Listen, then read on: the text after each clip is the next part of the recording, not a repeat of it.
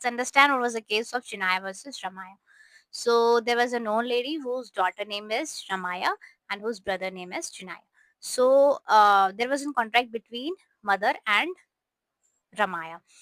Uh, the contract was that mother will gifted as a gift deed her property to her daughter, or we can say that named her property to her daughter, but there was a condition. And what was the condition?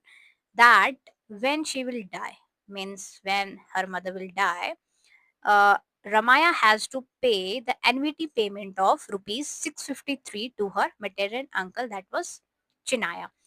But after both the person will agree on this, that Ramaya was agree on this, that yes, I will pay the annual payment to my maternal uncle. But after her mother died, she denied to pay, she refused to pay, that I will not pay you.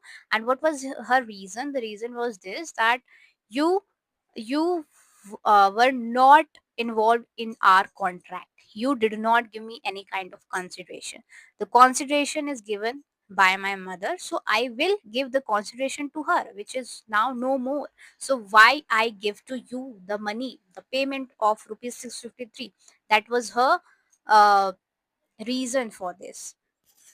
But when her maternal uncle sues on Ramaya, so what was the judgment of Madras High Court? It was this, that now Ramaya has to pay the payment of rupees 653, because there, when they both come into the contract, so she accepted the condition that she will pay, but now she denied, so this cannot be done.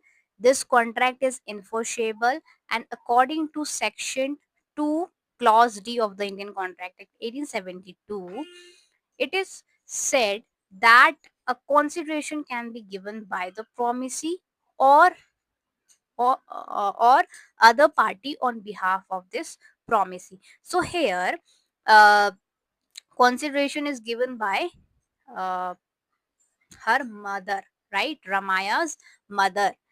But the benefit can be taken by her, by Chinaya, because it was the condition when come into the contract that Chinaya will be take the benefit of receiving rupees 653 from Ramaya when she will die. So it is properly and it is enforceable, it is valid contract. So now Ramaya has to pay the money.